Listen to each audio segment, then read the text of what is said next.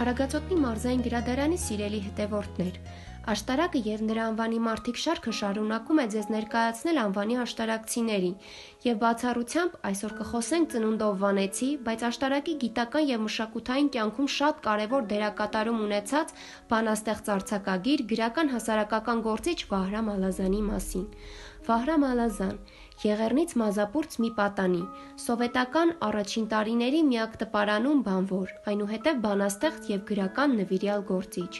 Ուրիշ բան եթե արած չլիներ, բավական էր այն, որ հայտնաբերեց բանաստեղծ Հովհաննես Շիրազին։ Այսպես է Անահիտ Սահինյանը բնութագրել մեծ բանաստեղծին։ Ծնվել է 1903 թվականի մայիսի 19-ին Վան քաղաքում։ Նախնական կրթությունը ստացել է Արարքի ծխական դպրոցում։ 1915 թվականին ընտանիքի հետ գաղթել է Երևան։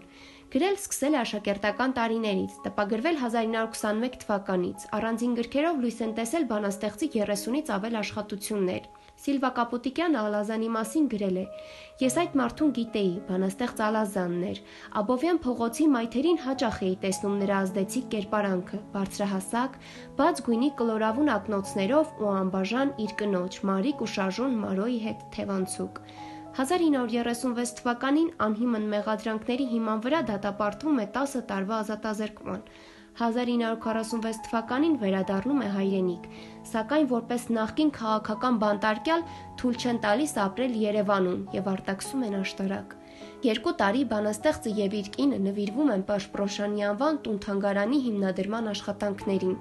Ալազանը ձևավորում է տունը, իսկ Մարոն Երևանում հայթայթում է նյութերը, և նրանց ջանքերով թանգարանը բացվում է 1948 թվականին։ Նշենք, որ այս տարի լրացավ Պաշպրոշյանի անվան տուն-թանգարանի հիմնադրման 75-ամյակը։